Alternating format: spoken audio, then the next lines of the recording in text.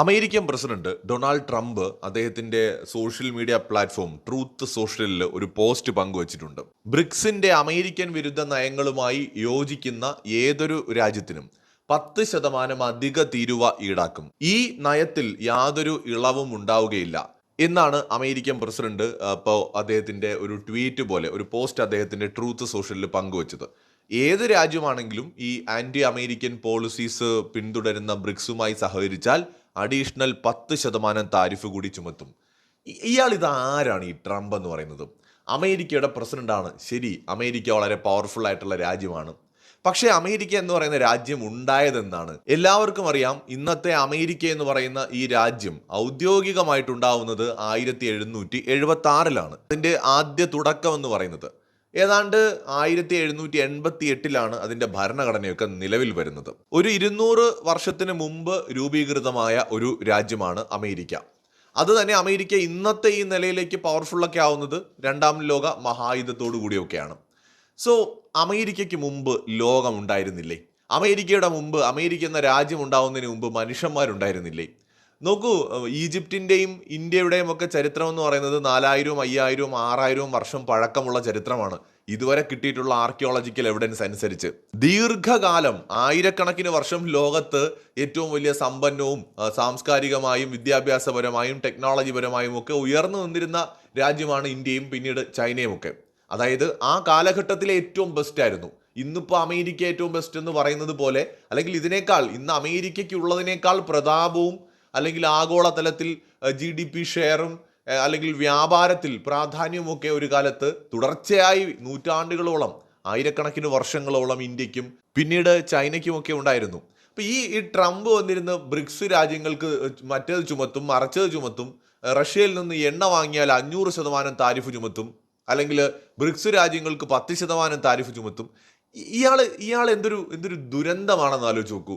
ഒന്ന് പറയുന്ന വാക്കിന് വിലയില്ല, നിലപാടില്ല, പറയുന്ന കാര്യത്തിൽ ഉറച്ചു നിൽക്കുന്ന ആളല്ല. ഇയാൾ അത്രയും വലിയ പുള്ളിയാണെങ്കിൽ ആദ്യം ചെയ്യേണ്ടത് ചൈനയുടെ മേൽ ചുമത്തിയ ആ ഒരു നികുതിക്ക് മേൽ ഒരു ഇളവും കൊടുക്കാതിരിക്കുക എന്നുള്ളതായിരുന്നു. എന്നാൽ റെയർ എർത്ത് മിനറൽസ് തരൂല എന്ന് ചൈന പറഞ്ഞപ്പോൾ കാൽക്കൽ വീണ് അതിന് വഴങ്ങിക്കൊടുത്തു. ചൈന പറയുന്നതിന് വേറെ വഴിയില്ലാത്തതുകൊണ്ടാണ്. വാചകമടിക്കാനല്ലാതെ ഈ മനുഷ്യനെ കൊണ്ട് ഒരു ഗുണവുമില്ല. ഇയാളുടെ ഈ വാചകമടി എന്ന് പറയുന്നത് സ്വന്തം വ്യക്തി താല്പര്യങ്ങൾക്ക് വേണ്ടിയിട്ടും അദ്ദേഹത്തിന്റെ പൊളിറ്റിക്കലായിട്ടുള്ള നേട്ടങ്ങൾക്ക് വേണ്ടിയിട്ടുമാണ്. ഇപ്പൊ അമേരിക്കയിലെ ജനങ്ങളെ കയ്യിലെടുക്കാനും അവിടെ കയ്യടി വാങ്ങാനും തെരഞ്ഞെടുപ്പുകളിൽ ജയിക്കാനും ഇയാളുടെയും ഇയാളുടെ കുടുംബത്തിന്റെയും ബിസിനസ്സിൽ മുന്നോട്ട് കൊണ്ടുപോകാനും ഒക്കെ വേണ്ടിയിട്ട് മാത്രമാണ് ട്രംപ് ഈ എല്ലാ ഗിമ്മിക്കും കാണിക്കുന്നത്. ശരിക്കും ഇതുപോലത്തെ ഒരു ദുരന്തം പ്രസിഡന്റിനെ കിട്ടിയതാണ് അമേരിക്ക എന്ന് പറയുന്ന രാജ്യത്തിന് കിട്ടിയ ഏറ്റവും വലിയ ശിക്ഷ.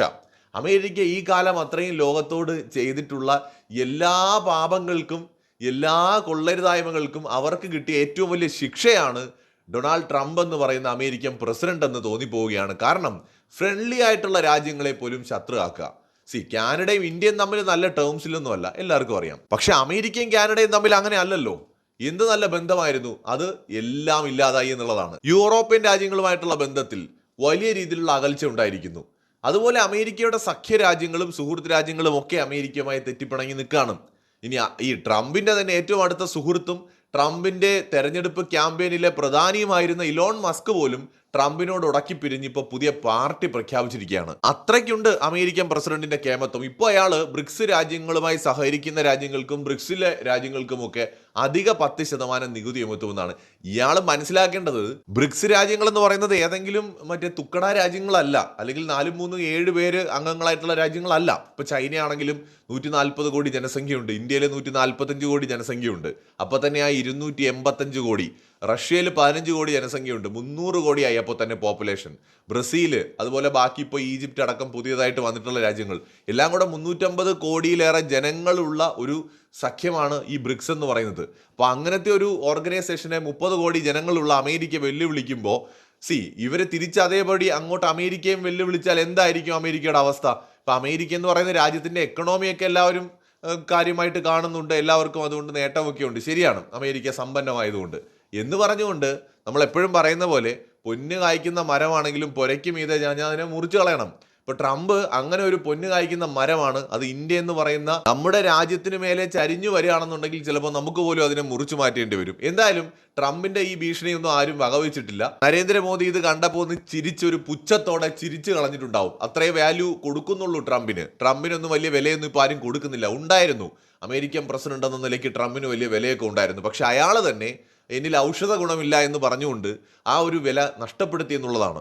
ഇപ്പോൾ തന്നെ കാണിച്ചു കൂട്ടുന്നത് എന്താണെന്ന് ആ മനുഷ്യന് ഒരു ബോധവുമില്ല. നമ്മൾ മുൻപ് ബൈഡനെ പറഞ്ഞു, സ്ഥലകാല ബോധമില്ല, എവിടെ നിൽക്കുന്നു, എന്ത് പറയുന്നു, ആരുടെ കൂടെ നിൽക്കുന്നു, എങ്ങോട്ട് പോകണം, ഇതൊന്നും അറിയാത്ത വൃദ്ധനായ, വീട്ടിലിരുന്ന് ബൈബിളും രാമായണവും ഖുറാനും ഒക്കെ വായിക്കാനുള്ള സമയത്ത് രാജ്യം ഭരിക്കാൻ ഇറങ്ങിപ്പെട്ട ഒരു മനുഷ്യനായിരുന്നു ഈ പറയുന്ന നമ്മുടെ അമേരിക്കൻ പ്രസിഡന്റ് ബൈഡൻ.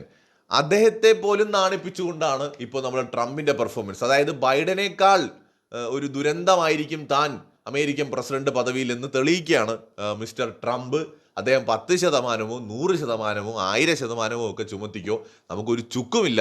ഇന്ത്യ തിരിച്ചങ്ങോട്ട് ചുമത്തുമ്പോൾ കരഞ്ഞുകൊണ്ട് വരാതിരുന്നാൽ മതി. കാരണം അമേരിക്കൻ കമ്പനികൾ ഏറ്റവും അധികം പൈസ ഉണ്ടാക്കുന്നത് ഇന്ത്യയിൽ നിന്നാണ്. ഗൂഗിളിനോടും ഫേസ്ബുക്കിനോടും അതുപോലെ നമ്മുടെ മൈക്രോസോഫ്റ്റിനോടും ആപ്പിളിനോടും ഒക്കെ ചോദിച്ചാൽ മതി ഇന്ത്യയിൽ നിന്ന് എന്തുമാത്രം പൈസയാണ് ഉണ്ടാക്കുന്നത് എന്ന്. മറ്റൊരു വീഡിയോയുമായി വീണ്ടും വരാം.